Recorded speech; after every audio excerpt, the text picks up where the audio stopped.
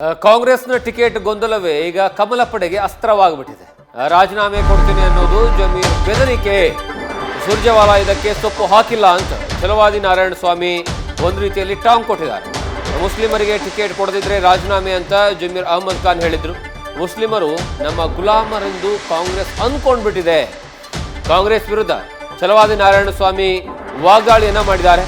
ಇದು ದಾವಣಗೆರೆ ದಕ್ಷಿಣ ವಿಧಾನಸಭಾ ಕ್ಷೇತ್ರದಲ್ಲಿ ಉಪಚುನಾವಣೆ ಘೋಷಣೆ ಆಗಿದೆಯಲ್ಲ, ಈ ಉಪಚುನಾವಣೆಯಲ್ಲಿ ಮುಸ್ಲಿಮರಿಗೆ ಟಿಕೆಟ್ ಕೊಡಬೇಕು ಅನ್ನುವಂಥದ್ದು ಜಮೀರ್ ಅಹಮದ್ ಖಾನ್ ಅವರ ಬೇಡಿಕೆ. ಅಲ್ಲಿರುವಂತಹ ಮುಸ್ಲಿಮರು ಜಮೀರ್ ಅಹಮದ್ ಖಾನ್ರ ಬಳಿ ಬಂದು ಅಲ್ಲಿ ಟಿಕೆಟ್ ನಮಗೆ ಕೊಡಿಸಬೇಕು ಅನ್ನುವಂತಹ ಮನವಿಯನ್ನು ಮಾಡಿಕೊಳ್ತಾರೆ. ಆದರೆ ಅದಕ್ಕೆ ಯಾವುದೇ ಕಾರಣಕ್ಕೂ ಸಹ ಕಾಂಗ್ರೆಸ್ನಲ್ಲಿ ಸೊಪ್ಪು ಹಾಕ್ತಾ ಇಲ್ಲ ಅಂತ ಈಗ ಛಲವಾದಿ ನಾರಾಯಣ ಸ್ವಾಮಿ ಒಂದು ರೀತಿಯಲ್ಲಿ ಜಮೀರ್ ಅವರ ವಿಚಾರಕ್ಕೆ ಸಂಬಂಧಪಟ್ಟ ಹಾಗೆ ವ್ಯಂಗ್ಯವಾಡಿದ್ದಾರೆ. ಜಮೀರ್ ಅಹಮದ್ ಅವರು ದಾವಣಗೆರೆಯಲ್ಲಿ ಮುಸಲ್ಮಾನ್ ಬಂಧುಗಳಿಗೆ ಟಿಕೆಟ್ ಕೊಡಬೇಕು, ಇಲ್ಲ ಅಂತಂದ್ರೆ ನಾನು ರಾಜೀನಾಮೆ ಕೊಡ್ತೇನೆ ಅಂತೇಳಿ ಬೆದರಿಕೆಯನ್ನು ಒಡ್ಡಿದ್ದಾರೆ. ಇದಕ್ಕೆ ಕಾಂಗ್ರೆಸ್ ಸೊಪ್ಪು ಹಾಕಿಲ್ಲ. ಸುರ್ಜೇವಾಲಾ ಅವರು ಬೇಕಿದ್ರೆ ನೀವು ಕೊಟ್ಟು ಹೋಗಿ ಅಂತೇಳಿ. ನಾನು ಹೇಳ್ತಕ್ಕಂಥದ್ದು ಒಂದು ವಿಷಯ,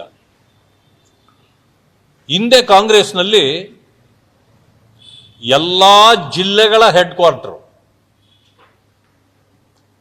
ಮುಸಲ್ಮಾನ್ ಬಂಧುಗಳಿಗೆ ಟಿಕೆಟ್ ಕೊಡ್ತಾ ಇದ್ರು.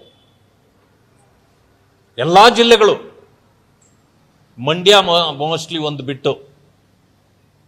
ಆದರೆ ಈಗ ಎಲ್ಲ ಕಡೆಯಲ್ಲೂ ಅವ್ರಿಗೆ ಕಾಂಗ್ರೆಸ್ ಕೊಡ್ತಾ ಬಂದಿದೆ. ದಾವಣಗೆರೆ ಯಾವಾಗಲೂ ಮುಸ್ಲಿಮರಿಗೆ ಕೊಡ್ತಾ ಇದ್ರು. ಹೆಚ್ಚು ಜನಸಂಖ್ಯೆ ಕೂಡ ಇದೆ.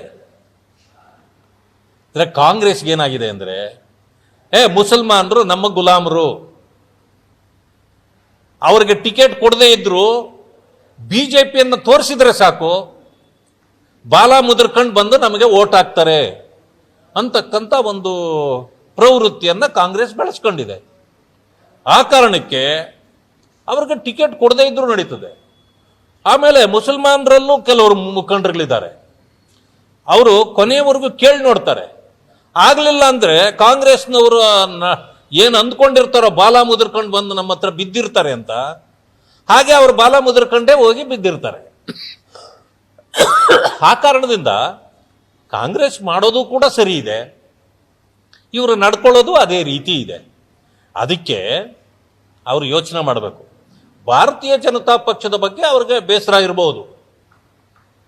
ನಾವು ಮುಸಲ್ಮಾನರ ವಿರೋಧಿಗಳಲ್ಲ. ಕಾಂಗ್ರೆಸ್ ಅವರ ತಲೆಗೆ ಬಿಟ್ಟಿರ್ತಕ್ಕಂಥ ಹುಳುಗಳು ಇನ್ನೂ ಸತ್ತಿಲ್ಲ. ಅವು ಬದುಕಿರೋ ಕಾರಣ ಅವ್ರು ಏನು ಮಾಡ್ತಾರೆ, ಆ ಹುಳ ಏನು ಕೆಲಸ ಮಾಡ್ತದೋ ಅವ್ರ ತಲೆಯಲ್ಲಿ ಅದನ್ನು ತಿಳ್ಕೊಂಡು ನಾವು ವಿರೋಧಿಗಳು ಅಂದ್ಕೊಂಡಿದ್ದಾರೆ. ಅದೇ ನಾನು ಹೇಳೋದು, ಅವರು ನಮಗೆ ಓಟ್ ಹಾಕೋದು ಬೇಕಿಲ್ಲ. ನಾನು ಓಟ್ ಹಾಕಿ ಅಂತ ನಾನು ಯಾವತ್ತೂ ಕೇಳಲ್ಲ.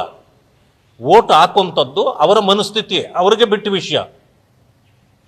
ನಾವೇನು ಇಡೀ ದೇಶದಲ್ಲಿ ನಾವು ಇವತ್ತು ಅಧಿಕಾರದಲ್ಲಿದ್ದೀವಿ, ದೇಶವನ್ನು ಆಳ್ತಾ ಇರ್ತಕ್ಕಂಥವರು ಮಾನ್ಯ ಮೋದಿಜಿ ಅವರು, ಅವರೇನು ಬಹಳ ದೊಡ್ಡ ಸಮುದಾಯ ಅಲ್ಲ, ಅವರೂ ಕೂಡ ಹಿಂದುಳಿದವರೇ. ಯಾವ ರೀತಿ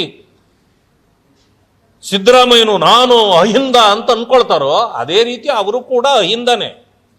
ಆದರೆ ಅವರು ಯಾರ ವಿರೋಧಿ ಅಲ್ಲ, ಯಾರನ್ನು ವಿರೋಧಿಸಿಲ್ಲ. ಆದರೆ ಇವರಾಗೇ ತಿಳ್ಕೊಂಡು ಇವತ್ತು ಕಾಂಗ್ರೆಸ್ಗೆ ಹೋಗಿ ಜೋತು ಬಿದ್ದು ತಮ್ಮ ಸ್ವಾಭಿಮಾನವನ್ನ ಹಾಳು ಮಾಡಿಕೊಂಡಿದ್ದಾರೆ. ನ್ಯೂಸ್ ಫಸ್ಟ್, ನಿರ್ಭೀತಿಯಿಂದ ನಿಮ್ಮ ಪರವಾಗಿ.